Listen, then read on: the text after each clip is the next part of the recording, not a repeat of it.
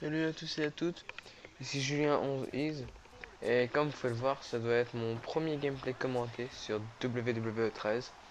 Alors je pense que ma première vidéo, je vous avais montré que j'avais perdu contre Stone Cold Steve Austin en comment on appelait ça, c'était King of the Ring contre 3 personnes. Et ben moi j'ai essayé l'impossible. J'ai essayé en tout cas. Je me suis dit j'ai perdu à chaque fois un puis un, puis un, à chaque fois en me reposant. Mais là, ça va être un contre un, contre un, contre un, sans reposer. Oui, je crois que si vous connaissez bien le catch, vous m'avez compris. Ce sera un Gauntlet match. Alors je suis Chris Jericho et j'affronte Wade Barrett, Big Show et CM Punk. Alors pourquoi ces adversaires? Alors Wade Barrett parce que je l'aime pas. Big Show parce qu'il est devenu méchant donc je l'aime pas. Et CM Punk tout simplement parce que je pense que Chris Jericho n'a quasi jamais battu CM Punk, donc ce serait peut-être une première de pouvoir réussir à le battre. Enfin bref, je ne suis pas là pour parler du gameplay, enfin peut-être un petit peu, on verra. Euh, j'ai fait aussi ce gameplay pour vous expliquer que j'étais pas venu, enfin j'ai pas fait beaucoup de vidéos sur ma chaîne parce que, tiens, j'avais pas le temps, je m'amuse, je jouais à la PlayStation mais j'avais pas toujours un moyen de faire des vidéos comme ça, à la vite fait bien fait. Eh ben non, ça fonctionne pas comme ça. Et j'avais pas la motivation aussi parce que généralement, on va dire que moi quand je fais mes vidéos, c'est soit quand j'ai entre parenthèses rien à faire, mais quand j'ai rien à faire, c'est pas je m'emmerde à mourir. Simplement que genre s'il y a des copains qui sont connectés sur Skype, etc., je vais les parler, enfin je vais leur parler ou les parler. Je vais parler à qui? Je vais leur parler. Lol, le mec il fait des trucs de français. Enfin soit. Et voilà, j'ai tout simplement pas la motivation de le faire. Et maintenant, bah, si j'arrive à mettre cette vidéo en ligne, je vous la mettrai, ça c'est promis. Et voilà. Mais il faut pas s'y attendre à des vidéos toutes les semaines, hein. Ce sera une vidéo tous les... Je sais pas, on verra, hein. On va voir si cette vidéo vous plaît. Si elle vous plaît, envoyez-moi un commentaire si vous aimez bien la vidéo. Si vous voulez que je vous fasse du Call of, du Battlefield, du... Et qui... Ouais, d'autres. Synthrow, FIFA 11, du Mortal Kombat, du Catch 2012, 2013 et c'est tout. Et je vais essayer de me procurer le 2014. Et voilà. Et, hum, et voilà. C'est tout ce que j'avais à dire. Enfin, et voilà. Donc là, on va parler un peu plus sur le gameplay.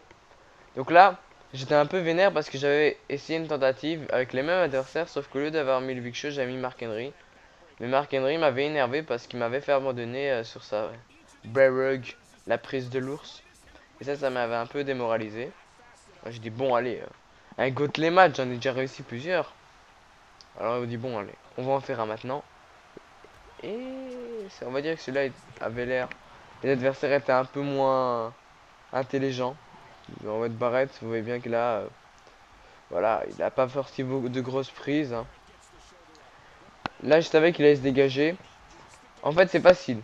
Si on voit qu'il y a on lui a mis un finisher, mais qu'avant il n'était pas très blessé, genre là j'ai vu que sa tête était en jaune, donc c'est un peu normal. Par contre, ouais. Pour moi, un débutant qui joue au catch, on va dire qu'il doit savoir bien contrer dans ce jeu. Parce que limite les tombées et tout, ils sont pas très durs à se dégager, mais les, comment on appelle ça?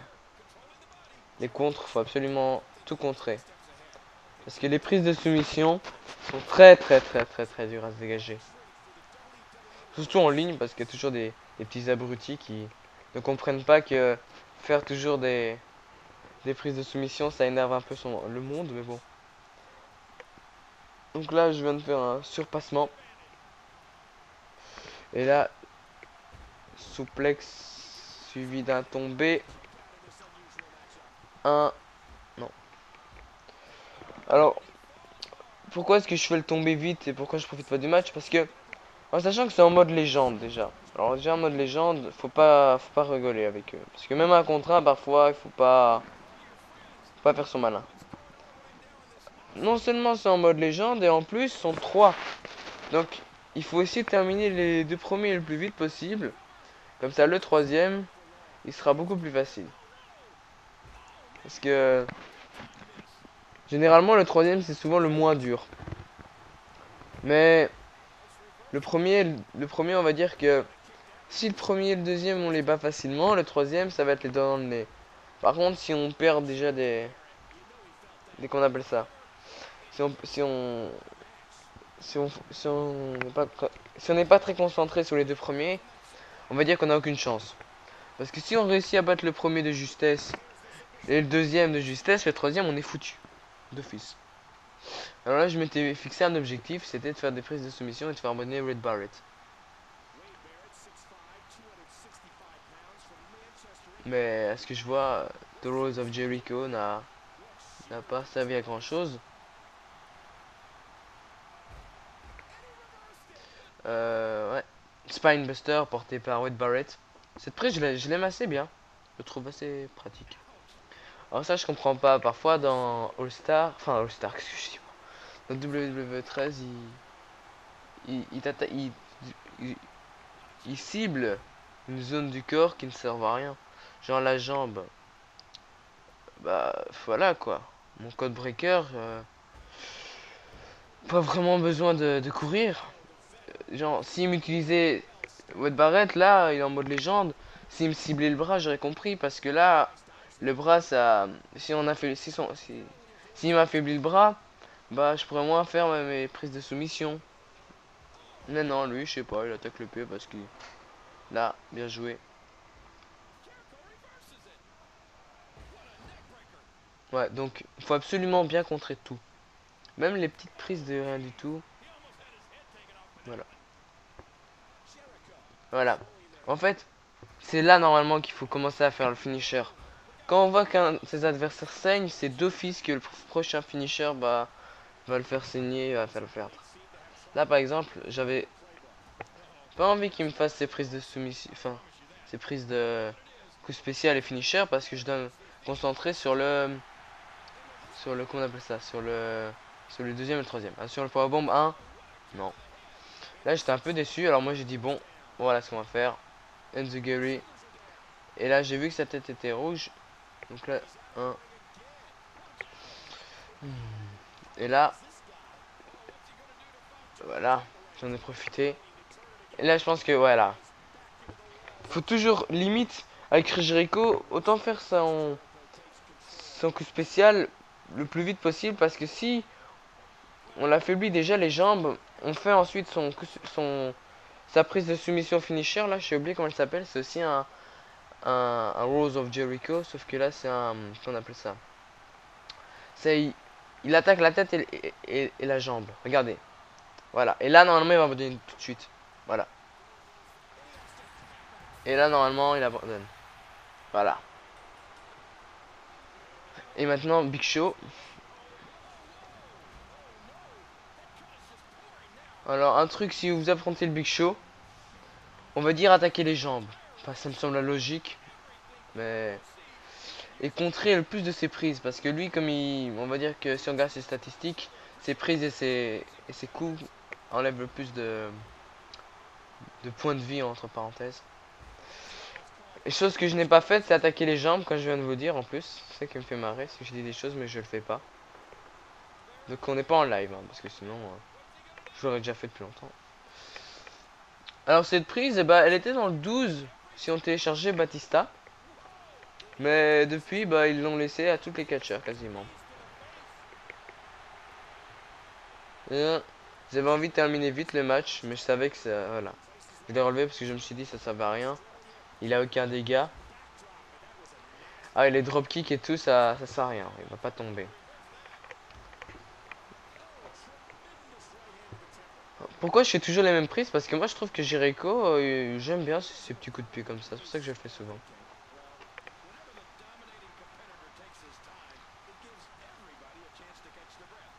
Oh, voilà. contre absolument tout. Donc pourquoi est-ce que je ne fais pas un seul à la troisième corde? Parce qu'on m'a dit qu'un seul à la troisième corde, c'est dangereux. Pour moi, c'est dangereux parce que si au moment où je saute, il frappe, et ben on va dire que euh, si au moment où je sautais mais que je saute pas, il me frappe, bah je suis dans le coin et si je contre pas, bah il me fait une prise. Donc généralement c'est comme ça, il faut la jouer tactique.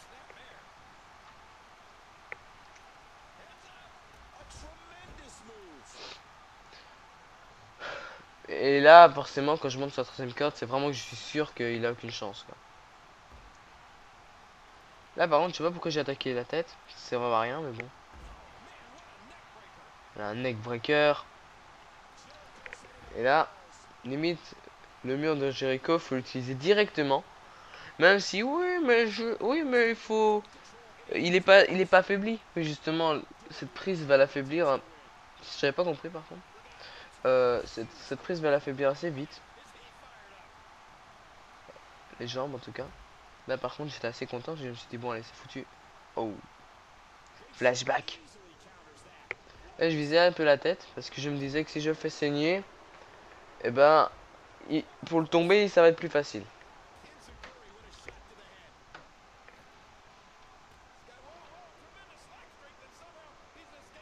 Là, par contre, j'ai vraiment pas eu de chance parce que là, j'aurais pas dû le faire. Je sais pas pourquoi j'ai fait cette bêtise.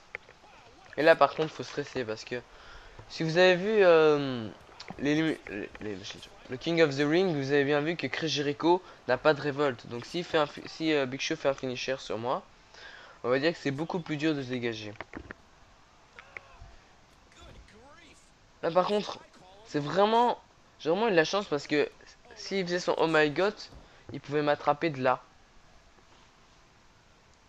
Là, j'ai attaqué sa jambe, même si ce que je vois, ça servait à rien. J'ai abandonné, pourtant j'aurais peut-être pas dû.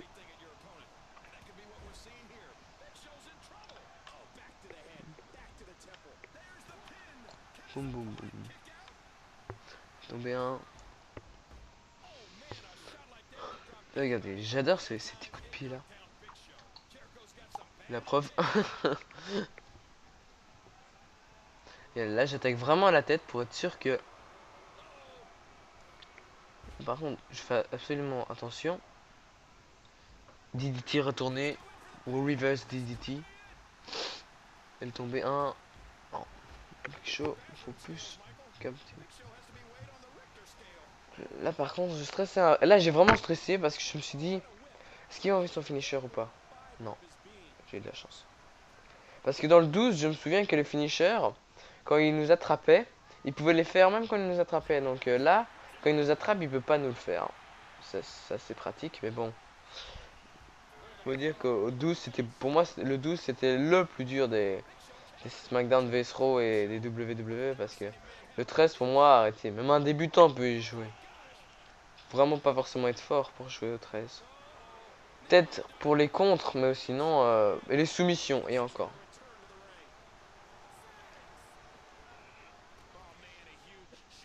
Là, par contre, je stressais un peu parce que je voyais que le Big Show, à part la tête, il n'était pas vraiment ciblé quelque part. Donc je me suis dit, il faut peut-être que je l'attaque. Le problème, c'est que là, j'ai vraiment stressé. Parce que généralement, quand il nous attrape, c'est un peu foutu.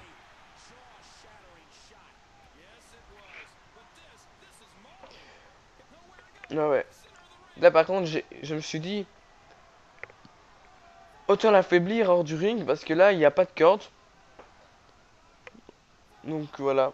Alors là, il fait exprès de forcément se laisser faire, comme ça il peut rentrer le plus vite possible au ring. Mais ce qui est bête, c'est que regardez-moi ça, il a rien aux jambes. Là par contre, ce que j'ai voulu faire, c'était vraiment lâche, c'est boum, je l'attaque et puis je me casse. Mais je crois que ça suffisait pas. Ouais, je suis crevé. Par contre là, voilà. Et là, normalement, ça devait la faire abandonner. Mais malheureusement, j'ai vu que ça suffisait pas parce que vraiment, dans ce genre de truc, faut même attaquer les jambes. Parce que la tête, ce que je voyais, ça servait à rien. En tout cas, j'ai eu beaucoup de chance parce que le Big Show n'a pas essayé de sortir un chokeslam ou Son WMD, il a rien fait. Attention, le Enziguri. Et attention, le tombé. Et 1, et 2, et 3. Là, dernier adversaire. Est-ce que je vais le battre? Là, par contre, j'ai pas compris pourquoi est-ce qu'il ciblait Big Show. Enfin, soit. Maintenant, on va le commenter un peu. Enziguri, prise de tête. Atemi assez puissante pour le faire tomber. Deuxième Atemi contré par CM Punk. Ok, Enziguri dans le vent. Une petite claque, un petit coup de coude. Mon dieu, la souplexe. La souplexe arrière. La souplexe arrière. Là, par contre, ce qui est dur, c'est que CM Punk, il est tout frais et il est beaucoup plus rapide que les deux autres que j'avais. Là, par contre, le power bomb. Là, par contre, j'ai essayé de voir si. Non. Non, non, c'est pas possible. Là, encore un Enziguri raté.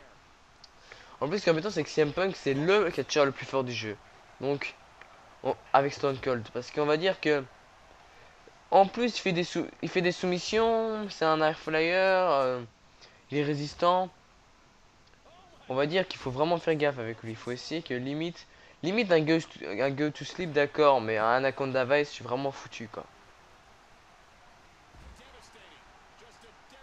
Donc là, je m'en fichais des prises de soumission. Là, j'essaie de vraiment qu'on appelle ça, le blesser à un maximum. Swiggy neckbreaker. Par contre là, elle va contrer. Coup de coude. Voilà, enfin Enziguri qui rentre. Encore un raté cette fois. Là, DDT. Et là, par contre, je commençais vraiment à stresser. Pourquoi? Parce que généralement, quand on saigne de la tête, ben, ça veut dire que s'il nous met un finisher, c'est que notre jeu sera très très très petite.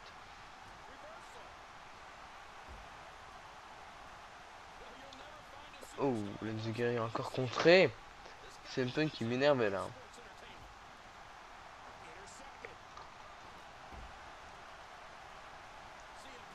La Timmy. Là, par contre, je me disais, c'est possible. Là, enfourchement, écrasement. Là, encore une fois, il a contré la Timmy. Là, par contre, quand on voit qu'il fait ça, faut pas réfléchir 100 fois avant de l'attaquer. Là, par contre, je stressais vraiment. Ah, parce qu'il faut jamais, quand on voit qu'un gars fait ça, généralement, ça veut dire que c'est plutôt foutu pour nous. J'ai failli perdre. Une seconde près, je perdais.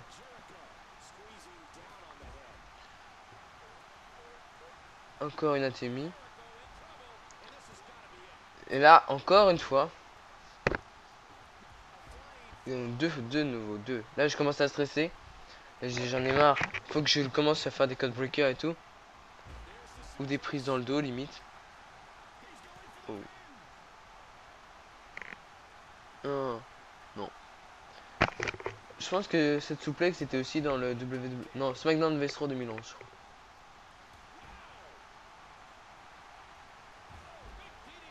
Le Zugiri contré. Enfin, contré. Il a reçu, mais ça n'a pas fait grand chose. DDT. Le tombé. Et un. Non.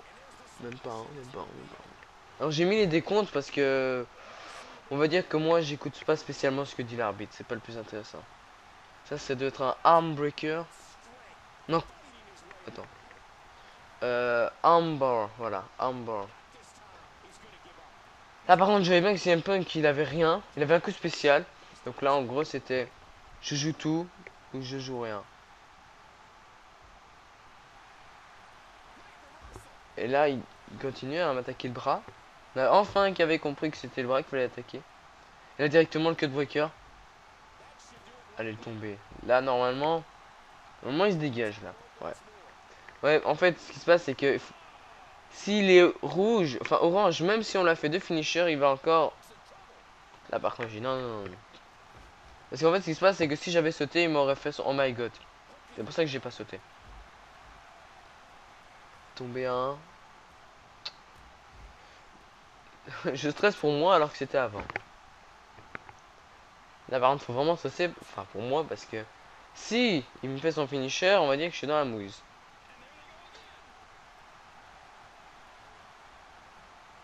La souplex pour me faire rentrer sur le ring.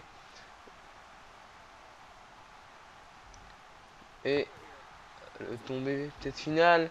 Et 1 et 2. Et non. La fiche qui bloque. Pourquoi elle veut pas nous laisser regarder la fiche? Méchante affiche.